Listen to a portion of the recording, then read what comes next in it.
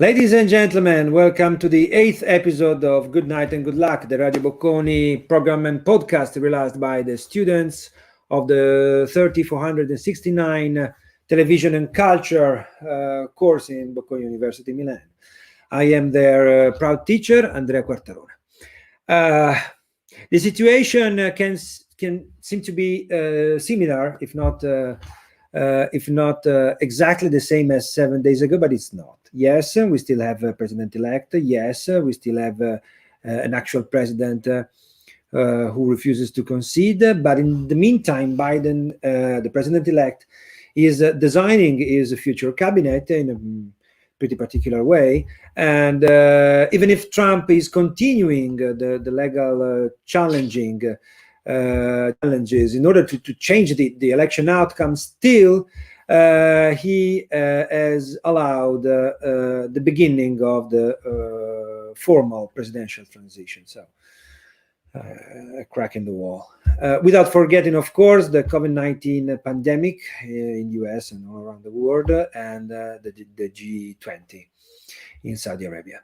A lot of things to analyze and discuss today, but before leaving the floor to Ennio Terasi Borghesano, who is, our playmaker and the teaching assistant, of course, of this of television and culture course.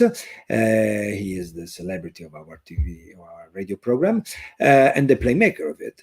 Let me say that between tomorrow and the day after this episode will be available on Spreaker, Spotify, Apple Podcast, as all the previous one. And don't forget to follow us on Instagram and Twitter. You have just to look for us. Good night and good luck 2020. Ladies and gentlemen, please warmly welcome Ennio Terasi Borghesano. Good evening, everybody. As Andrea said, this is a transition episode. This could be also labeled as a transition episode. And actually, the name of the episode we have chosen is Reality Check, because it feels like after the end of or the progression of everything related to the 2020 US elections, the past 7 days have served as a reality check for the United States in general. First and foremost, because of the COVID-19 outbreak that is continuing to spiking in the US in record numbers and in record figures. And then for both President Trump, when it comes down to accepting in his own terms and his own ways the outcome of the election and allowing the beginning of the transition of power to President-elect Joe Biden. And for Joe Biden, of course, also when it comes down to shaping up his administration and indicating the first key figures that he will have from January 20th to run the United States. We will have also an important interview in this episode with Mr. Conor Metz, a spokesperson for Republican voters against Trump, that is now turning into Republican for the Rule of Law. Republican voters against Trump is a political committee that has in the past months collected voices, interviews, opinions of Republican voters choosing for this election not to vote for Donald Trump, but instead to turn their vote for Joe Biden, in order to send a strong and clear message to President Trump. These voters were probably decisive for the outcome of the election, as we have seen in past episodes. So his opinions on the current state of the United States, Mr. Metz's opinions, are extremely interesting, I think, for what to expect also in the upcoming months. His interview was recorded on Monday, while the rest of the material and the content you are going to hear in this episode are, of course, recorded live. This is our penultimate episode for the program. Final episode will be recorded on Monday, December 7th. And so you still have time to follow us. You still have time to listen to us in these days as we are approaching our final run and our final meters down the line. Without further indulgence, I'll leave the floor to Lydia and Camilla from Team US Affairs. who are going to explain us what is in fact the situation for COVID-19 right now in the States. Hi, everyone. I'm going to start with a little overview of how is the pandemic situation in the US right now. The US has recorded more than 12 million cases and 255 deaths. The US Center for Disease Control and Prevention has warned that coronavirus cases are rapidly rising across the country. The daily death toll has reached its highest level since May. There's good news about coronavirus vaccines. At least 3 of the experimental vaccines show remarkable efficacy. The American pharmaceutical company Pfizer and its German partner BioNTech developed one of the candidate vaccines and showed it is 95% effective in protecting against symptomatic COVID-19. Pharmaceutical company Moderna has also reported that its vaccine is nearly 95% effective. A third company, AstraZeneca, announced positive results, 90% efficiency, from late-stage trials of a vaccine. It is a record-breaking time frame for a process that normally takes about a decade for an effective and safe vaccine. Dr. Slaoui said that with the level of efficacy shown in the vaccines, the US could achieve true herd immunity in May, with 70% of the population vaccinated. Encouraged by promising results from the major clinical trials of 3 coronavirus vaccines, public health officials are preparing for the complicated task ahead of delivering those shots to tens of millions of Americans. The vaccines need to be distributed across 50 states. Plus, US territories and leading products must be stored at different temperatures and have different minimum orders. A final decision on who is eligible to get the early doses must wait for federal advisory groups' recommendations. That cannot happen until regulators authorize the new vaccines. And once set in motion, the distribution has to be accomplished equitably and with as few handoffs as possible, as it's all being done amid a pandemic. Federal, states, and local officials are working with hospitals and pharmacies, suppliers of dry ice, gloves, and vials, and couriers such as UPS and FedEx. A successful operation could transform the health and economic well-being of society in both the United States and overseas. But who will receive the vaccine first? Almost certainly, the first will be about 21 million frontline healthcare workers. Next up are likely to be other essential workers, many of whom come from Black, Latino, and Asian communities, hugely hit by the pandemic because of socioeconomic factors. Once the vaccines are authorized by the Food and Drug Administration, doses will be allocated to each state according to the population. Within 24 hours of FDA action, doses will be prepositioned in key sites designated by each state, where vaccines will be administered to the top priority groups. US government officials anticipate having 40 million doses of vaccines from pharmaceutical giant Pfizer and BioNTech firm Moderna by the end of the year, which is enough to vaccinate 20 million people, which is only a small fraction of the US population of 330 million. Government officials say most of the population will get vaccinated within April. The good news from AstraZeneca is that its vaccine is easier to store and transport, meaning that the company will also apply for regulatory approval in the United States. Americans will receive coronavirus vaccines for free.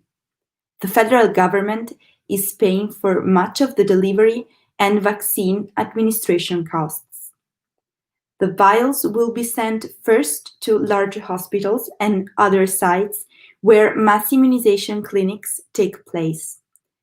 But even that first step presents daunting travel, storage, and handling requirements. Many states have designated larger hospital systems to be the first places to receive vaccines. Moreover, clinicians will be needed to be trained to administer the vaccines, which have different protocols. Vaccination efforts may favor urban areas. That's because the vaccines will arrive in big batches. For Pfizer, the minimum order is 975 doses. Moderna's smallest batch is 100 doses. Health officials say they are increasingly worried about staffers who say they won't take the vaccines. Experts who study vaccine hesitancy say promotional campaigns which use social media and increase community engagement with trusted leaders will have a key role in encouraging the use of the vaccine. I leave the word to Lydia, that is going to talk about how different governors have handled the pandemic up to now.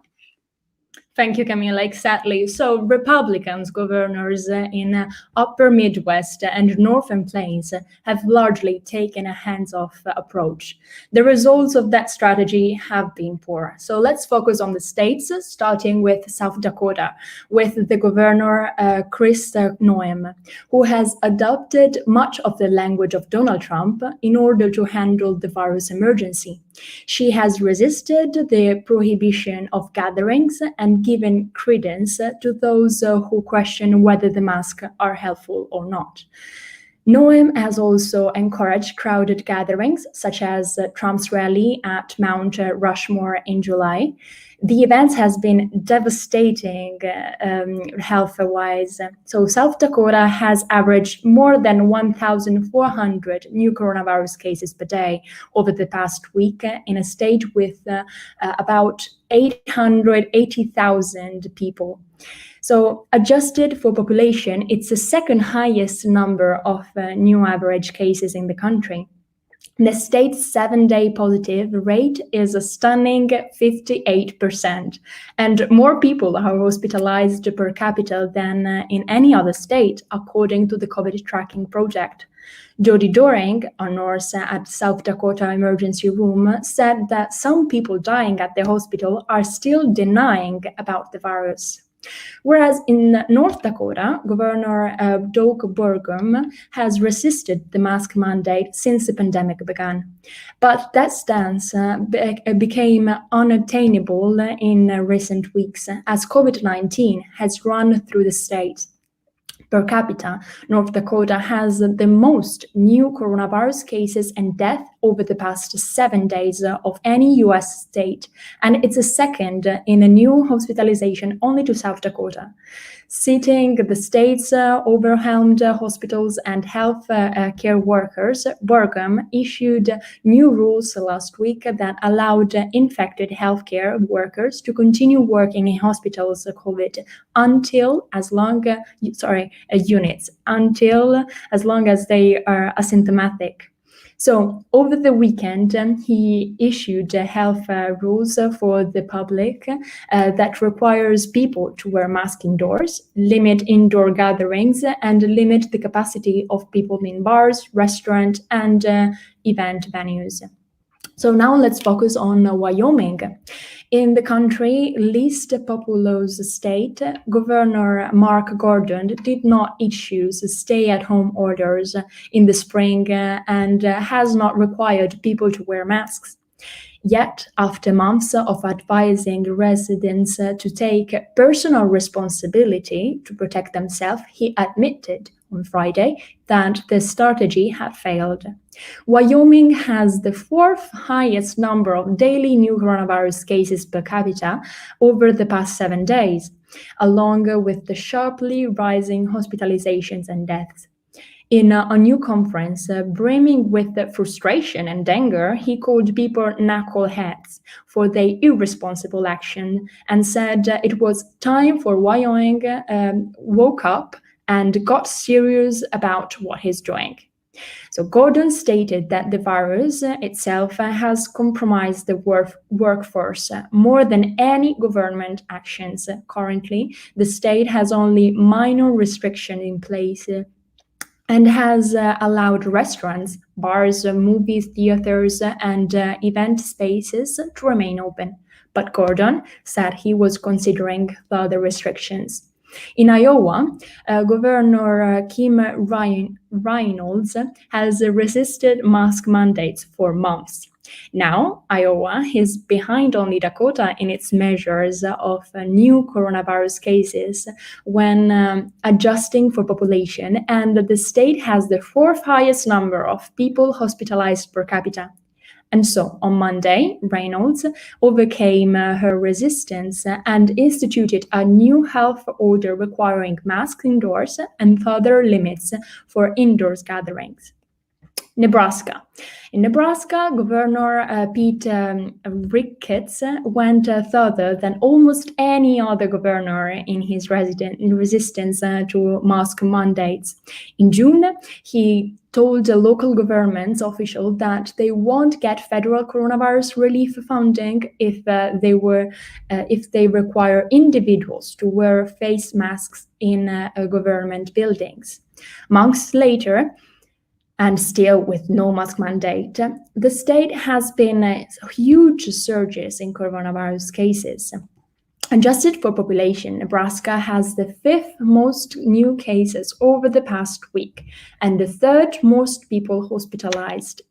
The state currently has 20% of its hospital beds taken up by people with COVID-19, putting it on the orange status.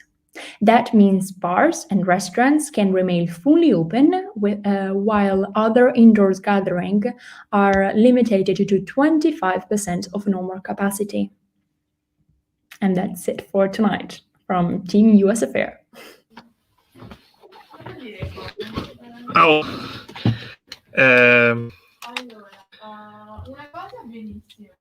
sorry for the live problems and il bello della diretta, as Andrea may say. Beautiful.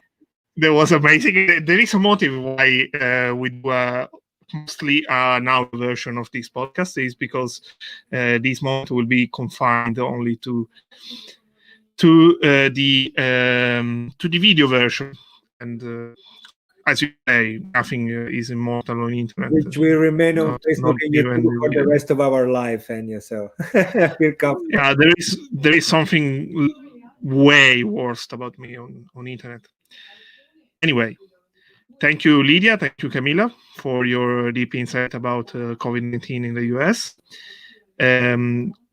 I think we now move to Simona from Team Foreign Affairs. Simona will give us a debrief of what has happened in the first ever virtual G20, happened hosted by Saudi Arabia last week, and a G20 that, of course, has largely focused on the COVID-19 pandemic. So, Simona, you can start. Thank you. Hi, everyone. I'm going to talk about Trump and the G20 summit that was held last Saturday. So, as scandalous as it sounds, last weekend, Trump visited one of his golf clubs instead of attending an event of G20 summit based on pandemic preparedness, where major leaders among the world's 20 largest economies delivered video messages for the virtual sessions on pandemic preparedness, including the leaders of Saudi Arabia, France, Germany, Italy, and South Korea. Trump did not deliver a message for the event, and there did not appear to be any American presence in the session. It seems that President Trump did not consider an intervention on the topic of the pandemic relevant enough, and after having participated earlier in the morning in the summit's opening ceremony, he went to his golf course, Trump National Golf Club in Sterling, Virginia, where he has spent the last several weekends since losing the presidential election. Since the announcement of Biden's victory for the 2020 elections, Trump has been busy tweeting about the supposed fraud of the vote count, misinforming his 87 million followers on Twitter, but not as busy governing, as reports have suggested about multiple issues, such as COVID, foreign policy, economic reliefs, and so on. And even though on the very same day, the United States recorded 195,500 new cases of COVID-19, Mr. Trump showed disinterest towards the G20 summit, where global leaders, including Emmanuel Macron, the French president, and Moon Jae-in, the South Korean president, gathered via video call to coordinate response to the coronavirus pandemic and improve global pandemic preparedness. Mr. Trump joined the call for less than 2 hours before leaving the White House for the golf course. Ironically enough, in his 2016 campaign, Trump was constantly attacking Barack Obama for golfing too often, while he himself visited one of his golf clubs as many as 303 times during his 4-year presidency. The fake news is not talking about the fact that COVID is running wild all over the world, not just in the US, Trump tweeted last Saturday. He's clearly contradicting his own statements during the election time about the COVID situation. As new COVID infections in the US approach 200,000 a day, Trump seems to finally agree with the fact that coronavirus is running wild across the US. During the election campaign, Trump repeatedly asserted that the US was rounding the turn on coronavirus and that the country would hear less about the coronavirus pandemic after the 4th of November. Trump said at the virtual G20 summit in his brief appearance early on Saturday that the biggest subject was COVID. We will be healing fast, especially with our vaccines, declaring that he's looking forward to working in the future with the other world leaders in order to fight COVID-19 and find a reliable vaccine, overlooking the fact that his mandate will be officially over in just about 2 months. To date, more than 57 million people have been infected, and as of today, more than 1.4 million people have died of the virus worldwide during the pandemic, as global leaders struggle to produce a coordinated response. According to the White House, and a statement released later Saturday from Press Secretary Kayleigh McEnany, Trump discussed with world leaders the need to restore economic growth and jobs as the world battles the coronavirus, and reaffirmed the importance of the G20 for future prosperity. Yet, Trump isn't really convincing and doesn't seem to take the problem seriously enough. Several G20 leaders called instead for an equitable distribution of COVID-19 vaccines and for strengthening the World Health Organization, the agency taking the lead in battling the pandemic and coordinating how to distribute vaccines worldwide. The same organization that, as we know, the Trump administration has decided to leave last summer. Among some of the most relevant comments from worldwide leaders, there are French President Emmanuel Macron, who urged international cooperation on providing a vaccine for everyone and building a system that allows the first doses of the vaccine to be directed towards the least developed countries. Angela Merkel called for better funding. We need reliable funding, better cooperation, greater independence. Russian President Vladimir Putin told that Russia is prepared to distribute its Sputnik V coronavirus vaccine to other countries and is working on a second and third vaccine. Chinese President Xi Jinping said that China is prepared to ramp up global vaccine development and distribution. China currently has 5 vaccine candidates undergoing phase 3 trials. In the meantime, the US broke another daily record for new COVID-19 cases on Friday. The recent rise in cases is driving a surge in hospitalizations and death, with more than 82,000 people currently hospitalized across the country, a higher number than at any point during the pandemic. Nonetheless, as Joe Biden is due to be inaugurated as the 46th President of the United States of America on January 20th, 2021, the Trump's negationist approach of the country related to the pandemic will likely change for the better, but only time will tell for sure. And that is all for Team Foreign Affairs. Thank you, Simona. Thank you also for your deep analysis of what has happened during the G20 in Saudi Arabia.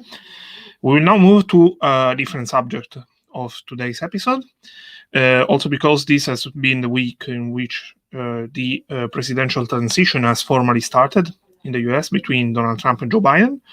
To give us a perspective of what the presidential transition has been in the past, and also what the concession speech by the outgoing president, especially the first-term presidents, has been in the past, and what we want, in all likelihood, have this time from Donald Trump to Joe Biden. We have Alessia from Team Old Media, who she will give us a deep and really interesting historical analysis on the subject. Thank you, Ennio, and good evening, everyone. Before I start analyzing some important transitions of presidency in the past, but also the one that is going to happen soon among Donald Trump and Joe Biden, let's focus a bit on some main concept behind this act. First of all, concession is an act in the political procedure through which the defeated candidate publicly announces to the candidate who won the election that the final result is accepted and that the vote is clear. The defeated party has to pass through two main steps. Firstly, the incumbent president has to make a private phone call to the winning candidate to congratulate him, and then he has to continue with a public televised speech through which he congratulates for one more time the winning candidate, urges people to stay united and sustain the democracy. The concession is a very important procedure that helps the American democracy to follow a peaceful transition of power. However, it is not a legal decree, but a civic responsibility. If a party refuses to concede, it has the right to question the election process and the counting of the votes, but if no legal evidence is found against it, the other party has the right to proceed to the transition and begin his presidency from January the 20th. Moreover, if the losing party does not concede, the General Services Administration may decide to extend the transition process. For a transition of presidency to formally begin, therefore, the General Services Administration has to recognize the presidential winner, or better say, ascertain the apparent successful candidate in the election. Only then the transition acts take place. Even if concessions are never easy for the defeated party, they become more difficult when the latter represents a candidate, an incumbent president that has been able to serve for only one term. Indeed, the greatest American presidents have all served 2 terms. The interruption after the first one has been caused by either disruptive events like the death of the president, as in the case of JFK or James Garfield, or because of the rise of unsatisfaction among the American people towards the president's administration. Before the present transition of power, the most recent one-term concession was that between the 41st American President George H.W. Bush and Bill Clinton in 1993. Indeed, even though initially Bush was the most popular candidate among voters, towards the end of his presidency, he made a big mistake that costed him the re-election. Even if during the electoral campaign he promised not to, he proceeded to approve a tax increase in order to reduce the nation deficit. The broken promise, along with the shock of the increase in taxes, arose great distrust and discontent among voters. Moreover, Clinton used it as a counter-argument against his opponent. During the whole length of the electoral campaign, repeatedly accusing Bush of breaking promises. Like President Trump, Bush was a Republican, but the similarities between the two are there. While Trump is currently refusing to concede his election loss to Democrat Joe Biden, Bush exited the stage aggressively. This is made very clear by the statement he gave on election night in 1992. The people have spoken, and we respect the majesty of the democratic system, he said. And then, referring to Clinton, he added, I wish him well in the White House, and I want the country to know that our entire administration will work closely with his team to ensure the smooth transition of power. Aside from this very graceful formal concession, the transition of power itself, along with the first months of Clinton's presidency, were everything but smooth. First of all, because just 1 month after he took office, as all of you surely remember, the World Trade Center was bombed. This concession, although followed by an initial rough time for the new president, is an example of great collaboration and diligence. Keeping our attention on the Bush family, I would like to underline some comments on Trump by George Bush Sr. and his son, coming from a book published in 2017 entitled The Last Republicans. During 2016 presidential campaign, neither former presidents endorsed Donald Trump, but in the book, George Bush the father confirmed that he voted for the rival party's candidate, Hillary Clinton. His son, however, said he simply left his presidential ballot blank. The title of the book, as the author said, came from a remark made by George W. Bush in 2016. He worried that he would have been the last Republican, even though Trump is a Republican. With this statement, he wanted to underline that Donald Trump represents everything that the Bushes abhorred. Indeed, George Bush the father labeled Donald Trump a blowhard. In these days, lots of people think that Bush's silence is pretty inexplicable, given the existential moment the country is facing. The most Bush has said came via 2 video messages released months ago. In May, he called for national unity in the face of the coronavirus. We are not partisan combatants, we are human beings, he said. He released the other on June, at the height of the George Floyd protest. Many doubt the justice of our country, and with good reason, he said. There is a better way, the way of empathy, and shared commitment, and bold action, and the peace route in justice. I am confident that together, Americans will choose the better way. It's hard not to see those messages as a pretty clear rejection of Trump. Another one-term president has been Jimmy Carter. He served from 1977 to 1981, leaving the presidency to Ronald Reagan for the following years. At the beginning of his speech, of his concession speech, of course, Carter conveyed his comprehensible disappointment for the election result. I promised 4 years ago that I would never lie to you, so I cannot say that it doesn't hurt. Nevertheless, he also expressed his acceptance of the situation, as he profoundly trusts the US institution. I have a deep appreciation of the system that allowed people to make a free choice about who will lead them. For this reason, he decided to congratulate with Reagan for his victory, wishing him best luck and pledging for his support and cooperation. Carter ended his speech by declaring his desire of having a very fine transition, one of the best in history. By analyzing Carter's attitude towards his presidential transition, it is clear that it has nothing to do with the current one. Carter's transition has been exemplar, discreet, serious, and thankful to the community, showing a completely different mentality to the one that Trump is currently exhibiting. Jimmy Carter, who is now 96 years old, was interviewed by CNN a couple of months ago about his thoughts regarding the two candidates and the future election results. He clearly stated, "I think it will be a disaster to have 4 more years of Trump." It is pretty clear that Carter doesn't seem to be a particular supporter of the latter. I cannot imagine what he might be thinking right now.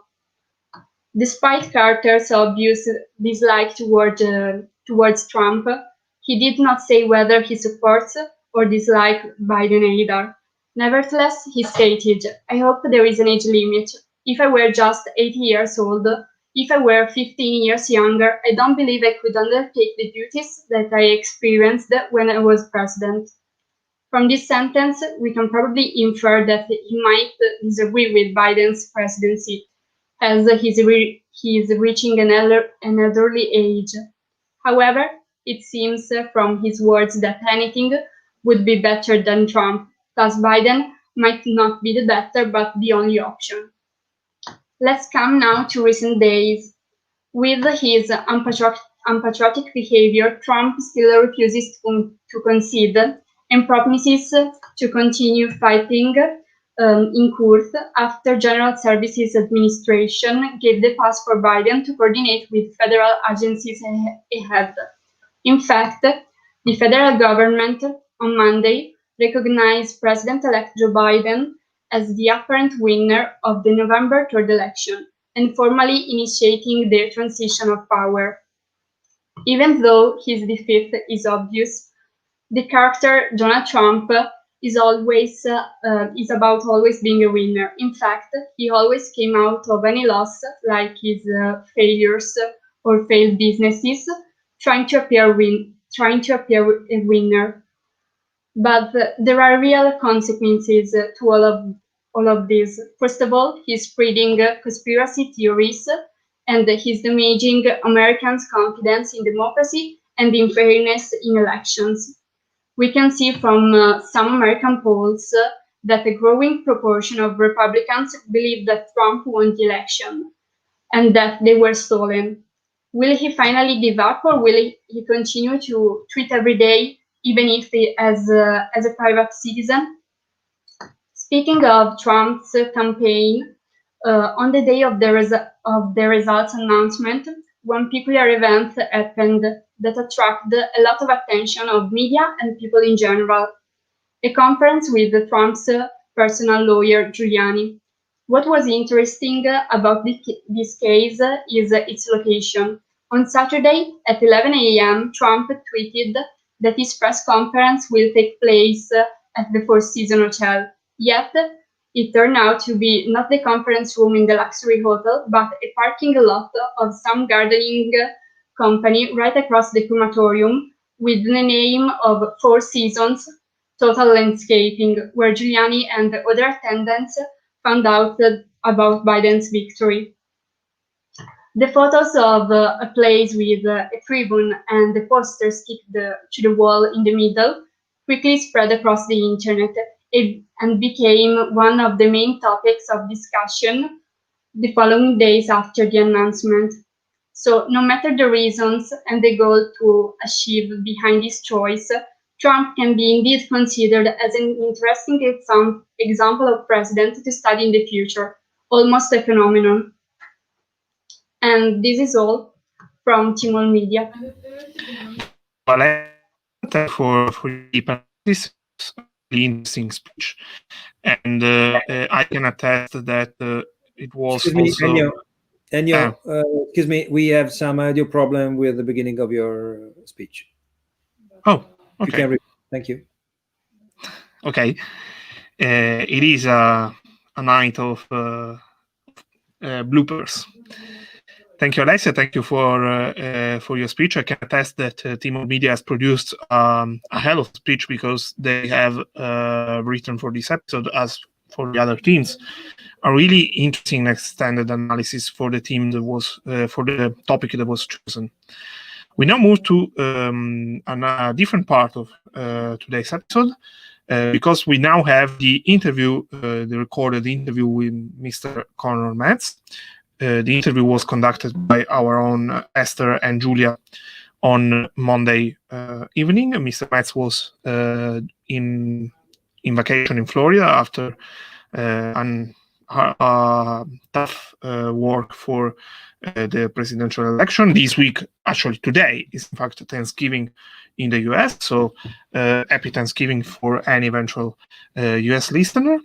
Mr. Metz has talked us about the work of Republican voters against Trump, and actually have given an extended analysis of what has been the 2020 US elections, and also what could be interesting looking ahead in the future from the perspective of a proud Republican activist who, for this time, has chosen not to endorse his lifelong party.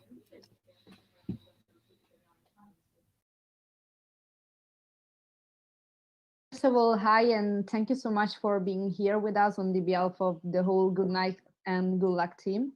As a first question, I would like you to give us a brief introduction of what do you do and what is your work about? Sure. Yeah. So my name's Conor Metz. I'm originally from Boston. I now live in Washington, D.C., and I worked for Republican Voters Against Trump during the election season. Now, I guess we're sort of transitioning to a new project called Republicans for the Rule of Law because the election's now over.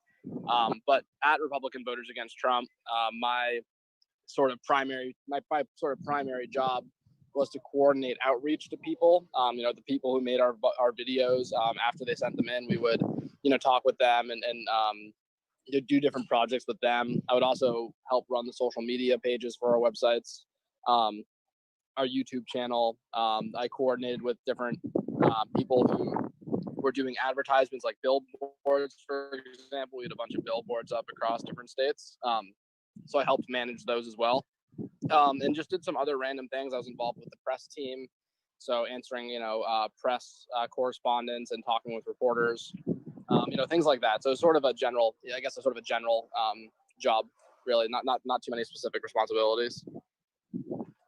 Okay, yeah, sure. So I think we can start with the actual questions. And the first thing that we wanted to ask you is, did you think from the beginning of his presidency that Trump didn't well represent the Republican values, or is there like an event in particular that led you to make this decision? Right, that's a good question. Yeah, so I'd say it's the first one, really. So I did not vote for him, actually.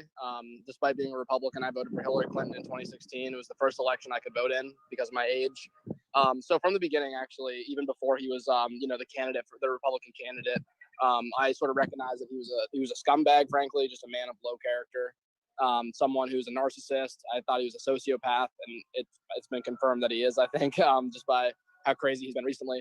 I basically just viewed him as a really big threat, despite agreeing with him on some policies, actually. I thought that Hillary Clinton, the Democrat, was actually, not a bad person and someone who would be a stable world leader. And for me, that's what a big decider for me was, how he would handle foreign affairs. Just evidently crazy, that, he's been horrible to our allies, just been too friendly with Russia. And sort of that was, I guess, one of the main reasons why I voted for Hillary Clinton, because I knew that she was experienced and wouldn't be as horrible to our allies as he has been. So I guess to answer your question, just from the beginning, I knew he was bad. Yep. But can you actually say that there is like a kind of period that, when it kind of expanded more your group, or just were you kind of numerous from the beginning? Sorry, wait, your connection cut out there. Can you just repeat the question? I couldn't hear you. Oh yeah, sure, no problem. Thank you. Like when did group majorly expand? If there is any period that you actually noticed that like a huge change in the number of people participating to the group? Oh, I see. Sure. Yeah, that's a good question. Yeah, so during COVID, actually, I'd say when the virus started really making an impact here in the United States, which is probably around March or April, a lot of people started sending in videos. I think because the reason for that is because the virus sort of brought home politics in a way that normally doesn't happen in normal politics. So, for example, most sort of political decisions that happen and things that come to pass don't affect people day to day. Their day to day, your day to day lives are not necessarily affected.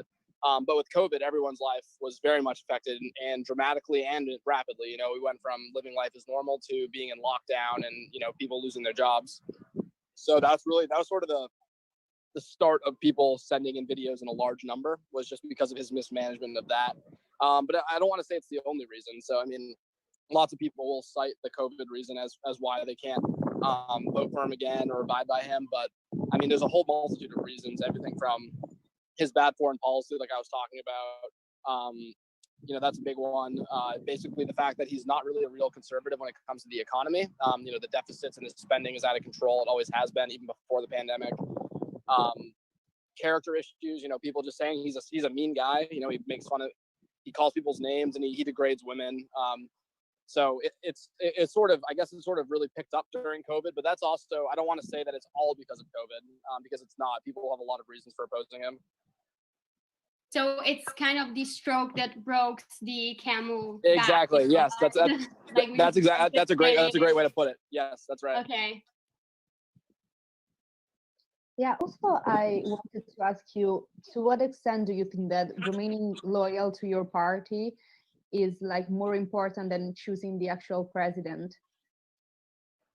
Yeah, so your question is, to what extent is being loyal to the party more important than choosing the president?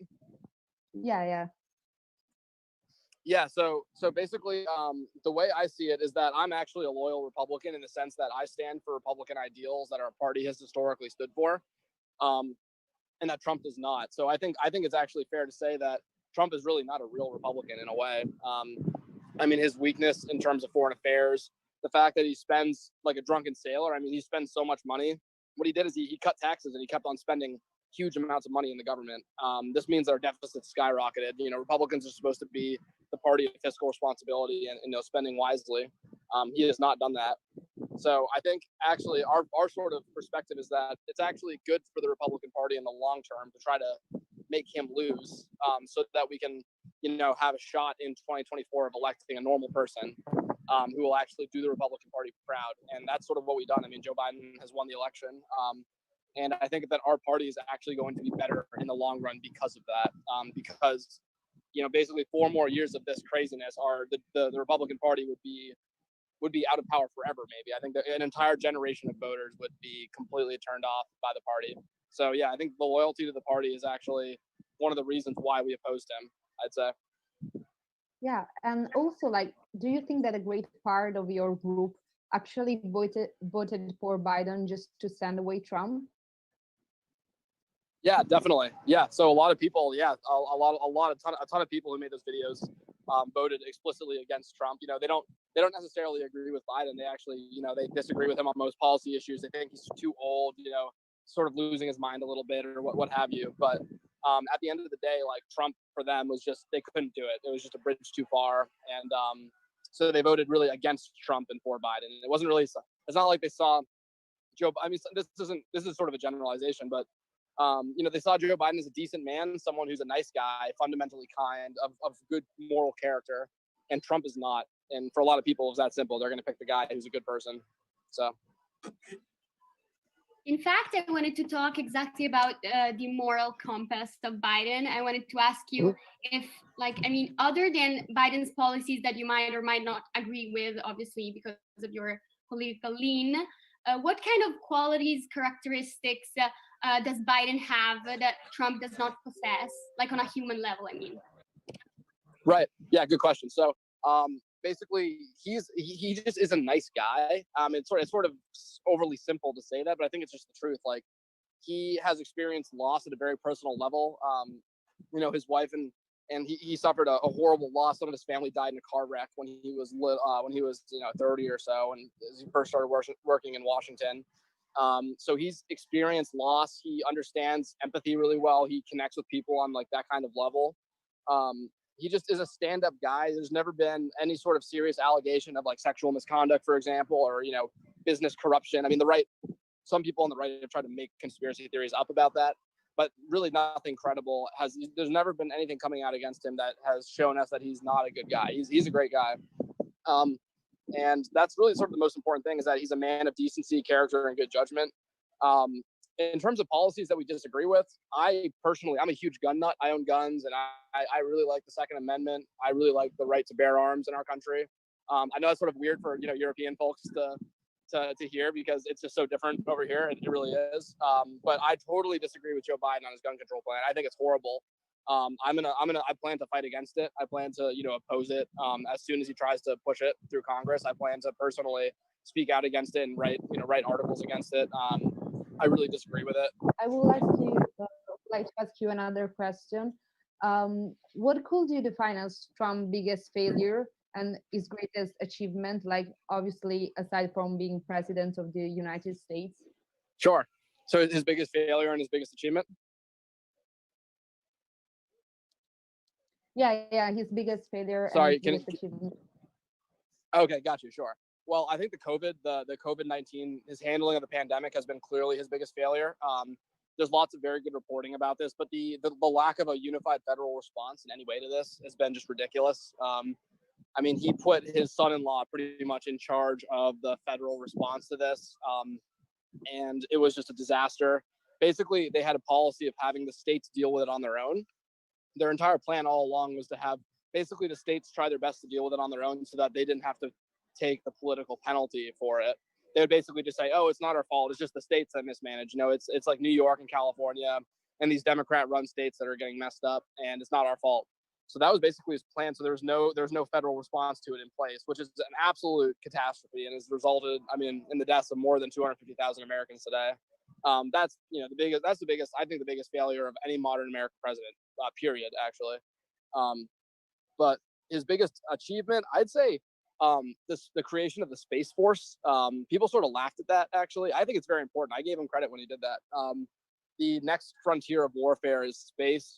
In a future war, for example, between us and China, the first sort of actions that they would take would be to try to knock our satellites out of orbit so that they could take out our internet and different, connection, like different ways that we use to connect with each other. So I think his creation of the Space Force and his emphasis on starting another branch that's going to branch of the military that's going to deal with space-related matters is actually very important.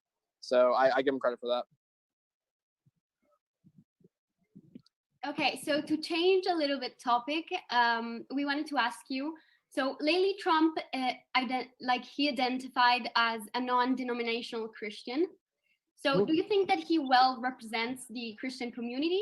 I don't know if you're Christian or not, but just we wanted to know like a general opinion of yours, of your group. Obviously. Sure. Yeah. No, I do not. So I am Christian. I do not think he represents them well at all, and I think he is basically just sort of playing a charade and pretending to be to get their votes. I mean, the man is obviously not religious. He can't quote any specific Bible passage. He never goes to church. I don't think he's ever gone to church. Except for a couple times for photos. I mean, it's beyond obvious that he's not an actual practicing Christian. Maybe he was raised as a Christian. Maybe he deep down believes that there is a God, but he doesn't practice in any, way. He's not spiritual. And beyond that, just his character. He is not a Christ-like man. He does not have, the character becoming of somebody who is like a devout Christian. He is not humble. He is the least humble person ever. He is not kind. He's not selfless. He doesn't turn the other cheek. The guy is just manifestly not a Christ-like figure in any way. And I think the only reason he really tries to pander to the evangelicals in this country, who do love him, by the way, who do vote for him in big numbers in this election too, and in 2016, unfortunately. But I think that's less to do with his character and more to do with the fact that he is pro-life. At least his administration is pro-life, whereas the Democrats support abortion. And for a lot of Christians, it's that simple. For a lot of Christians, they're going to vote for the guy who opposes abortion. And it's that's the only thing they need. Yeah, so like, why do you think that lots of Christians are still voting for Trump? Like, why do you think that's still Yeah, happening? I think it's because of the abortion issue. I think it's because that the Democrats in their minds kill babies because they view a lot of people view abortion as murder. So if you are, if you believe that abortion is murder in one political party, the Democrats support abortion, then you're going to vote for the other guy. If you actually believe that abortion is killing babies, then it actually becomes logical for you to just vote on that one issue and vote for the Republicans. So I think I think that explains most of it. So yeah, I wanted to ask you a question on the abortion, since you just talked about it. As a Republican, Trump's policy is pro-life, but do you think that certain choices he made, like, I don't know, loosening restrictions on COVID, his refusal to condemn white supremacy, is like contradicts, in fact, this policy? Yes, I totally agree. So he's pro-life in that. And by the way, I don't even think that he is personally pro-life. I think he just adopted that position to fit in the party. I don't think he actually cares about abortion or not. He just basically did it to try to get more votes from people. But yeah, in every other way, he is just not pro-life. I mean, he doesn't care about immigrants. I mean, our refugee program, our country used to admit, almost 100,000, or maybe even, I can't remember, maybe even over 100,000 refugees per year. And now we're down to like 15,000 or something. Like, he's cut the number of people that we're accepting as refugees in this country drastically. I mean, his immigration policies, I mean, the fact that he separated kids from their parents at the border, I mean, that is not pro-life by any means, nor is it Christian. So yeah, I totally agree with that assessment. I mean, I really think that the abortion issue for him is just, he doesn't really care about it. He just wants more votes. So he'll endorse whatever position gets him more votes. And he doesn't care, deep down one way or another. Okay, so thank you very much. I think we asked you the main questions. Thank you. Yeah, thank you. Thanks for sharing your thoughts. They were really interesting, in fact. Welcome back. Thank you, Esther. Thank you, Julia, for the effort you've put in the interview with Mr. Metz. And you can find out more about Republican voters against Trump by searching RVAT on both Twitter and Google. We now move to the second part of our program, of today's program, and the second part will start, in fact, with Trump, because Vinia will do for us a summary, an update on how the legal challenges intended by the Trump campaign are going so far. Thank you, Ennio. Hi, everybody. Well, as the source of the U.S. presidential election became clear, the Trump campaign and other Republican groups have mounted 22 legal challenges since the election day. The lawsuits affirmed that some states violated election laws and procedures, playing into Trump's political strategy to discredit the results of the 2020 U.S. presidential elections, eventually won by Joe Biden. The local, state, and federal courts in which the Republicans filed the lawsuits are Arizona, Georgia, Michigan, and Pennsylvania, all states won by President-elected Biden. There is only one case in which Trump won a lawsuit. This is the case of Pennsylvania, where the Republicans filed a lawsuit asking the Pennsylvania Secretary of State's announcement that registered voters until the 12th of November to provide proof of identity for mail-in ballots. Indeed, Republicans believe that the deadline should be November the 9th. As a consequence, all the ballots of people who had not verified their identities in time were disqualified. However, the state Supreme Court overturned such a decision, and none of those contested ballots had been counted in the first place. Talking about Pennsylvania, the total number of lawsuits that Trump's team filed is, as of today, 11. 9 of them have been lost or quickly dismissed, while 2 are still pending. Among the ones lost, one lawsuit was connected to the start of the Republicans to delay the deadline for ballot requests. This one was rejected by the judge. Another interesting lawsuit has local Republicans of Northampton County as protagonists. They indeed tried to stop that country from revealing the identities of people whose ballots were cancelled. Also, this case was lost. Another state in which 3 lawsuits have been filed is Nevada. There, 2 lawsuits have been lost, while only one is still pending. The one still pending finds its setting in Carson City District Court, where the Republican Party claimed several irregularities about the vote, without providing specific evidence of the nature of such irregularities. Even if the court has affirmed that the party is misstating and misinterpreting allegations that had already been rejected by the same court, we are still waiting for the final word. In Georgia, Michigan, and Arizona, the Republican Party and the Trump campaign have lost all the lawsuits that they have filed. Georgia accounts for 2 losses. One of the 2 lawsuits has been filed in Georgia, Chatham County, with the aim to pause the count on the 4th of November, alleging problem with ballot processing. On the 5th of November, a judge dismissed the lawsuit, saying that there was no basis in fact and law of improper ballot mixing. In Michigan, the losses faced by the Republicans are 4. Republicans asked for the stop of the count of ballots in the state.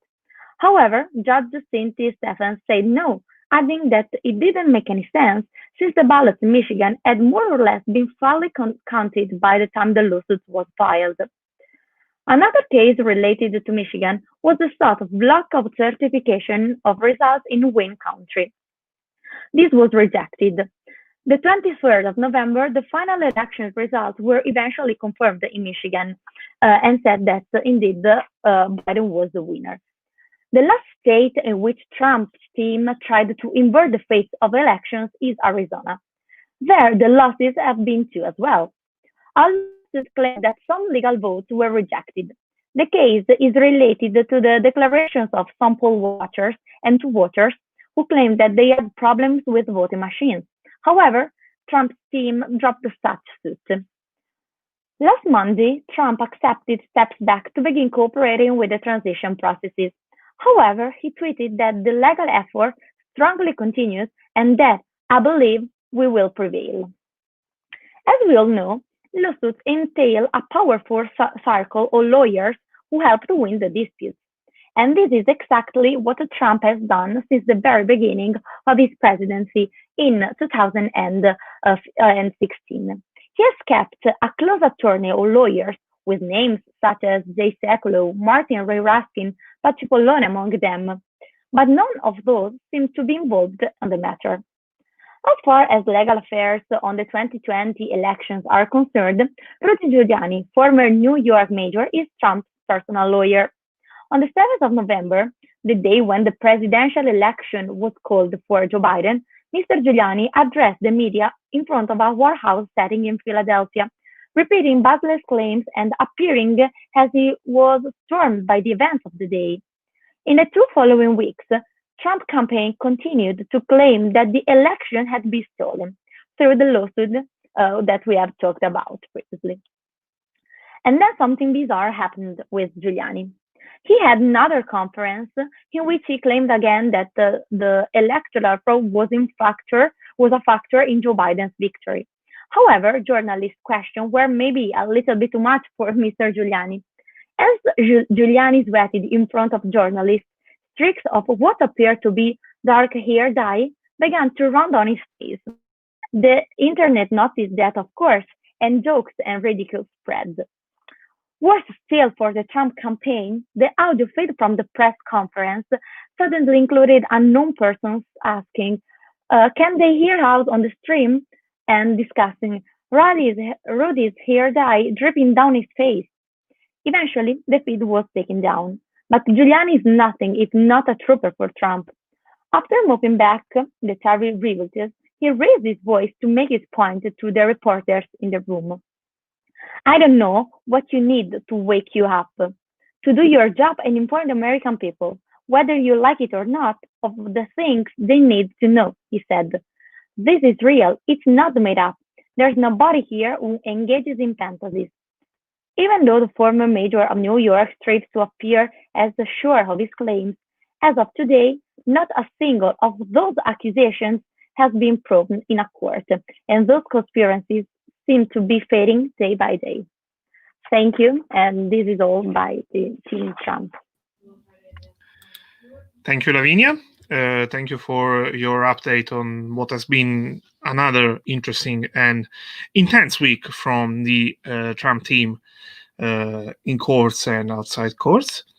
We will now move to Biden. Team Biden will have speakers today, Anna, Sofia, and Davide, give us a deep analysis of what has been the first official moves and names announced by President-elect Joe Biden of the figures are going to shape up and integrate his future administration. Okay, so good evening, everyone. So on the 24th of November, the General Services Administrator, Emily Murphy, informed the President-elect Joe Biden that the Trump's administration was ready to begin the formal transition process, even if Trump underlined that he would never concede. Some days before, GSA officials stated that if Michigan and Pennsylvania certified their elections as expected, Murphy would start the transition in a process known as ascertainment. Therefore, on Monday, after Michigan formally certified its election results, the ascertainment letter was sent. This is the first step the administration has taken to acknowledge President Donald Trump's defeat, even if this is something the president doesn't seem to accept. Explaining her decision on ascertainment, Murphy said that she was not pressured by White House officials, but just minutes after she sent the letter to Biden, Trump seemed to undermine those claims by tweeting, "In the best interest of our country, I'm recommending that Emily and her team do what needs to be done concerning initial protocols, and I've told my team to do the same." And this is probably the closest thing to a concession speech that we are going to hear from him, as at the moment he is urging his supporters to work to overturn the results of the election. Meanwhile, his opponent tweeted, "It's time to put aside the partisanship and the rhetoric designed to demonize one another. We have to come together." And on Wednesday, in a speech for the Thanksgiving holiday, Biden said Americans were at war with the coronavirus, not with each other, urging Americans to modify their Thanksgiving celebrations. The failure to begin the transition had numerous implications.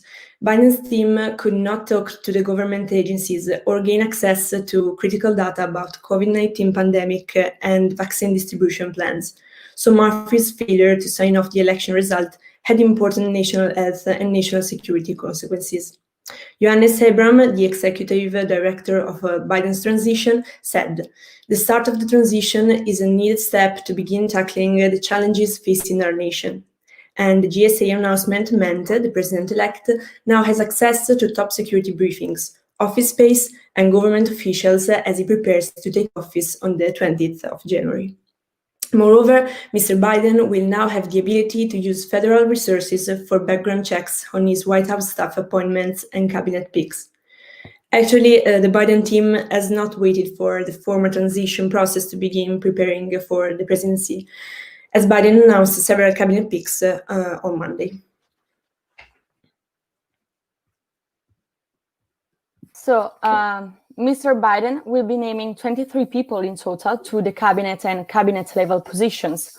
The president's cabinet includes the vice president, the attorney general, and the leaders of the 15 executive departments, such as agriculture, defense, and education. There are also 7 cabinet-level positions, for example, the White House Chief of Staff, the Environmental Protection Agency Administration, and the United States Ambassador to the United Nations, just to name a few of them. Following the CNN guideline, there are some principles followed by Biden during the nominations. First of all, expertise over big names. It is evident that Biden is choosing people who are experts in their fields over more prominent names in the Democratic Party. Secondly, diversity is a priority. After the first female, Black, and Indian vice president, Biden chose the first woman to oversee the Treasury Department, the first Latino immigrant to run the Department of Homeland Security, and the first woman to lead the intelligence community. Biden, during the campaign, promised that his administration would look like American in terms of background and ideology. And looking at his first nominees, we can definitely agree on that. Nearly half of his team is made up of people of color, and there are more women than men in its ranks, according to data provided to CNN. Moreover, the peaks are a fundamental rejection of Trumpism. The simple act of hiring people qualified for their jobs, it is in itself a rejection of the Trump model, which installed more than once donor, right-wing ideologues, and inexperienced collaborators into position of power. Biden also is trying to stay in the center of the Democratic Party. In fact, he said that his choices will be accepted by all elements of the party, from the progressive to the moderate coalitions. The president-elect has attempted to reduce the ideological division in its party during the course of the election campaign. We can indeed say that Biden is continuing on that path also during this transition process. Lastly, we can say that he's moving fast. The speed of the process, which began before the election, has sent a clear message to both Americans and to those watching from overseas. There's a new government coming, and it's going to be prepared on day one. Biden's nominees and appointees spoke for the first time since being announced on Monday by the transition team. The team meets this moment, Biden said in Wilmington, Delaware. They embody my core beliefs that America is strongest when it works with its allies. It's a team that will keep our country and our people safe and secure. And it's a team that reflects that America is back, ready to lead the world, not retreat from it. And here are the advisors he has picked so far, and some contenders he may announce later on. Antony Blinken as Secretary of State. Mr. Biden appears determined to rebuild relationship with foreign leaders and international organizations that have disintegrated under the isolationist policies that defined Trump's America's First agenda. With his years of experience within the department, Blinken is knowledgeable in the mechanism of diplomacy. Biden hopes to install a well-informed and skillful negotiator who can both represent the United States internationally as well as restore a sense of meaning within the State Department. Now, we have to proceed with equal measures of humility and confidence, Blinken said during the first appearance in Delaware. Moreover, Blinken has lived in Paris, and this fact will be relevant in the relationship with the European Union. Jake Sullivan as National Security Advisor. He has been acclaimed in Washington as a talented legal mind, one who has a long history of working with the president-elect. Alejandro Mayorkas as the Secretary of Homeland Security.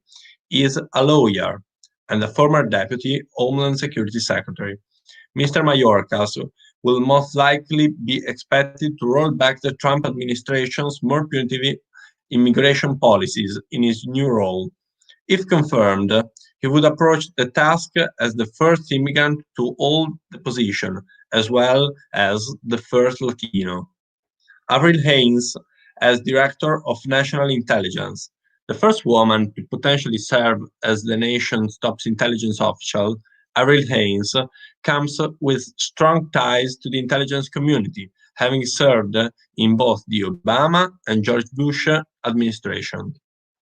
Linda Thomas Greenfield as U.S. Ambassador to the United Nations.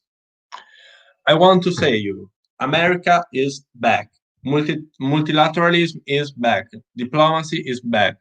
Mrs. Thomas Greenfield brings more than 35 years of experience in the Foreign Service, having worked as the U.S. Ambassador to Liberia and served in posts in Switzerland, Pakistan, Kenya, and Gambia, Nigeria, and Jamaica.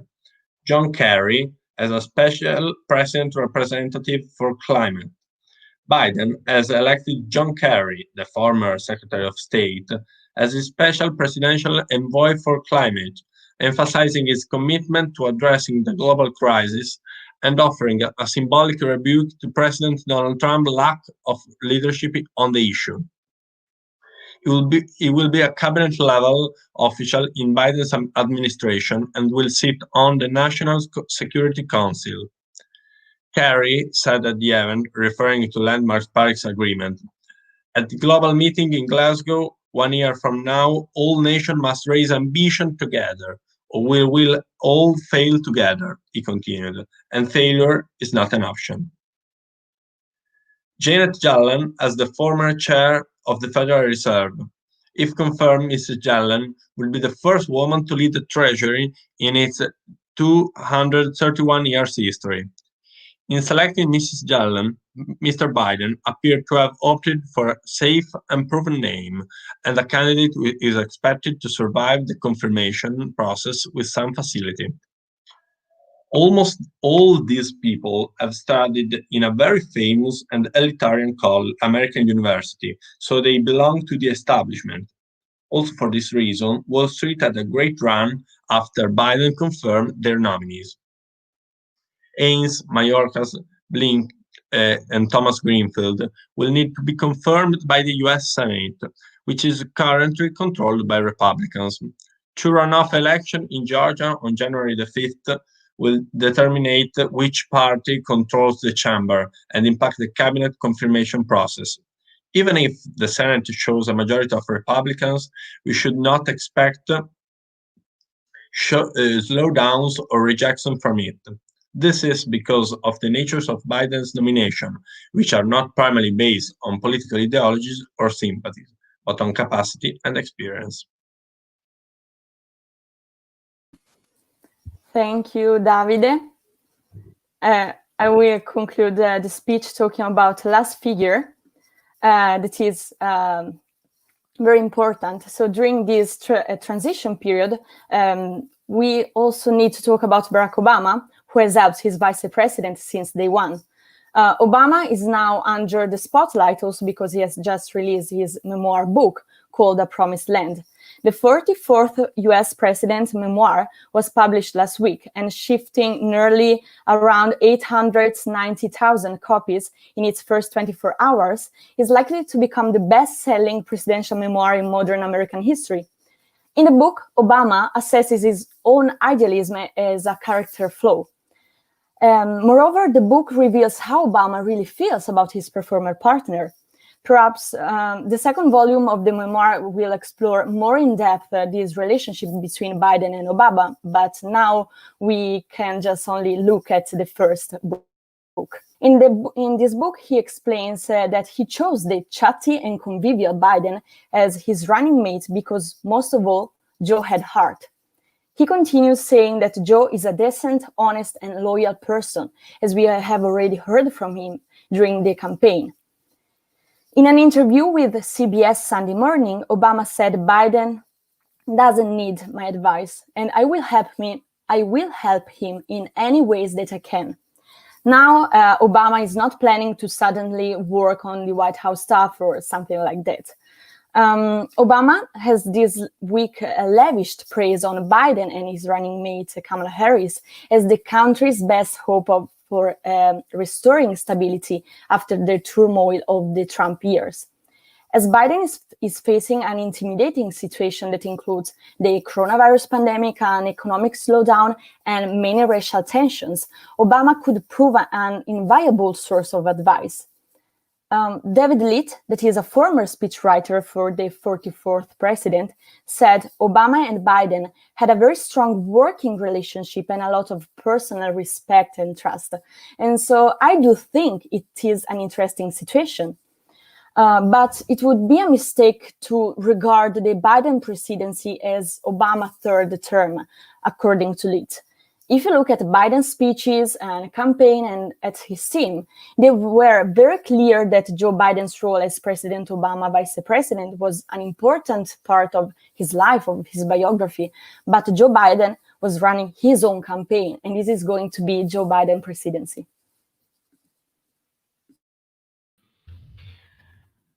Thank you, Team Biden. Thank you, Sofia. Thank you, Anna. Thank you, Davide, for for your point and your update, a standard update on the Biden administration to be, that is expected to take the oath of office from January 20th.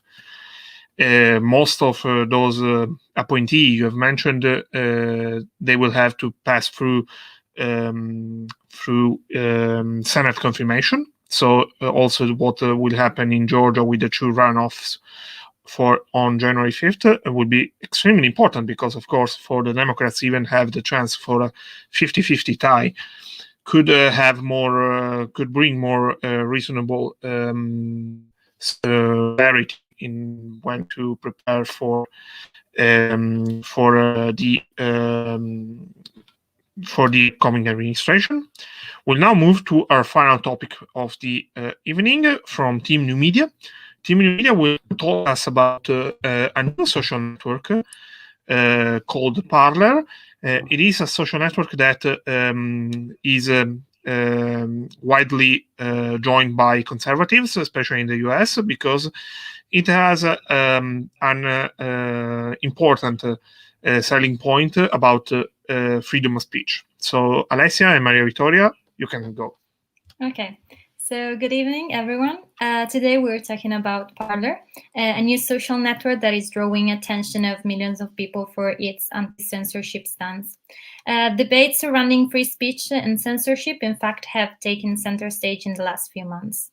Parler identifies itself as a non-biased free speech social media platform.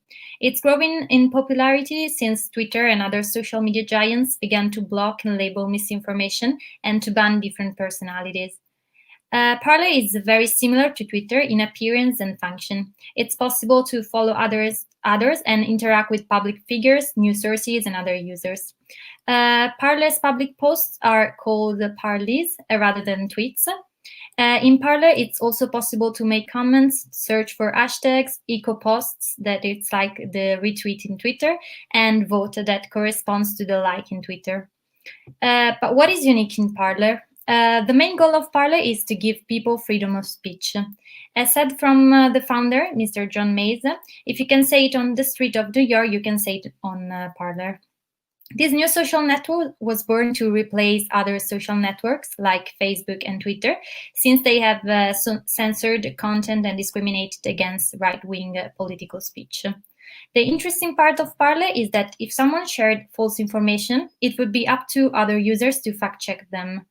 Parler doesn't employ fact-checkers or third-party editorial boards.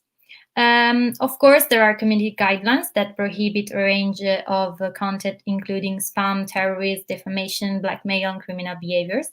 Also, contents that are obscene and sexual are not accepted on Parler. As a private company, Parler can remove whatever content it wants and can ban user who breaks the rules. Mr. Mays claims that Parler protect users' privacy by not sharing and tracking their data. However, data collected can be used for advertising and marketing. Although Parler is still diminished by Twitter or Facebook, it continues to attract lots of users fed up with the restrictive regulation of other platforms. Parler is at the beginning of a path to become the big platform it aspires to be. This orientation to the free speech has led many Republicans to promote the platform. Although it's a bipartisan social network, Parler is mostly used by right-wing media, politicians, and commentators. Trump and his supporters have flocked to Parler since the election night because they claim that Twitter and other platform giants had censored their views. Among those who join mass social media as we true are Mark Levin, a far-right radio host with millions of listeners, and Maria Bartiromo, Fox Business anchor, who stated that she will continue to use Twitter to promote her TV shows, but that all the real stories and her opinion on things will be published on Parler. Since launching in 2018, Parler's leaders have framed the social network as one of the last places of free speech online, building a fan base of annoyed conservatives who argued that had been silenced everywhere else. Parler, one interesting thing about Parler is that it shot to the top of Apple's App Store in downloads. So the question is, will this migration be permanent? The answer is no, according to Shannon McGregor, senior researcher at the Center for Information of North Carolina, who stated that if there is no one to argue with, such as journalists or media entities, how long can it last? The pro-Trump internet can't stop talking about their exodus from big tech, but very few of them have actually abandoned their long-time social media homes. The loudest voices in conservative media have promoted the site as a solution to the tyranny and suppression they claim to have encountered on Facebook and Twitter. Bartiromo's own support to the new media came in fact after Twitter labeled as disputed a tweet in which she made multiple false claims of voter fraud. Parler's founder Mez has called other social media companies big and devil, authoritarian, data manipulators, techno-fascists. Though it's held up as a utopian model for free expression, users have taken advantage of Parler's anything goes attitude to spread hate speech and misinformation. But many very active users on Parler seem to be unable to leave their own social media homes. They have remained active, indeed more active, on the platform that they continue to denounce. Dan Bongino, a far-right speaker, tweeted, "Stop the digital inquisition, join Parler." He published it on the 11th of November in one of his 90 tweets published that day, against his 51 posts on Parler. Also Madison Gesiotto, another conservative commenter pro-Trump, who tweeted to her followers that she was sick of big tech censorship, posted 5 times on Parler, but 95 on Twitter, since declaring in a tweet that social media is worse than ever before. However, this is understandable. The provocators have figured out how to get attention by openly criticizing a social network by posting on the same one. In this regard, the rise of Parler shows how this could be a possible cause of the fragmentation of the American internet. According to Robin Kaplan, a researcher of social networking platforms at the think tank Data and Society, it should come as no surprise that a divided America seems to thrive.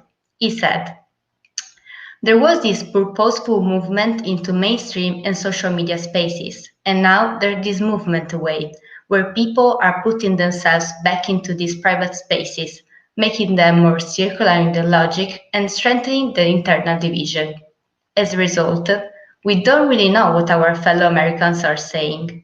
On the other hand, Mark Levin, the pro-Trump radio host who complained about how censored he is on Facebook and Twitter, tweeted that he will probably leave Facebook by the end of the year and he could leave Twitter someday. Trump is missing on the new social media. However, Parler has a Donald Trump placeholder and a Trump fan page who posted "The media is the virus" in July, but the White House declined to comment. However, in addition to the conservative class, Parler has also saw the other users grow. Anna Aquino, a writer of Christian novels in Ohio, said she was fed up with internet censorship when Facebook told her that a video she posted on the national anthem was flagged as full of important historical inaccuracies. She signed up for Parler in July and posted a dozen times even about Trump's false talking points about voter fraud and a suppressed cure for COVID-19, with no factor in sight. Thank you. It was.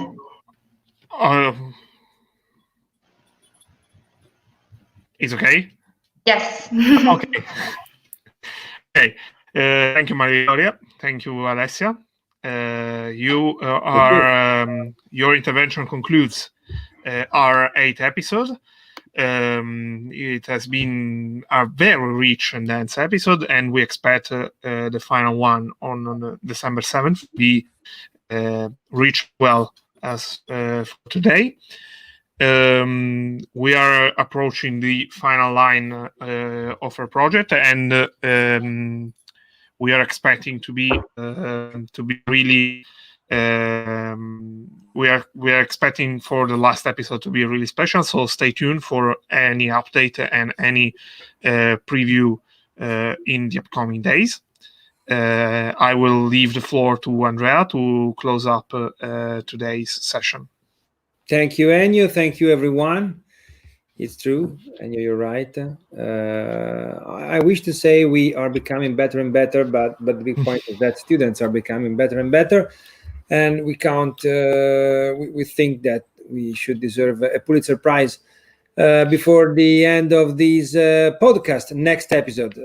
Stay with us. For the moment, that's all. As usual, I want to thank the newsroom, the group of 35 students that actually produce, write, and give voices to these radio program and podcast. I want to thank Radio Bocconi and Bocconi Arts and Humanities Committee for their support. For the moment, take care, stay safe, and as usual, good night and good luck.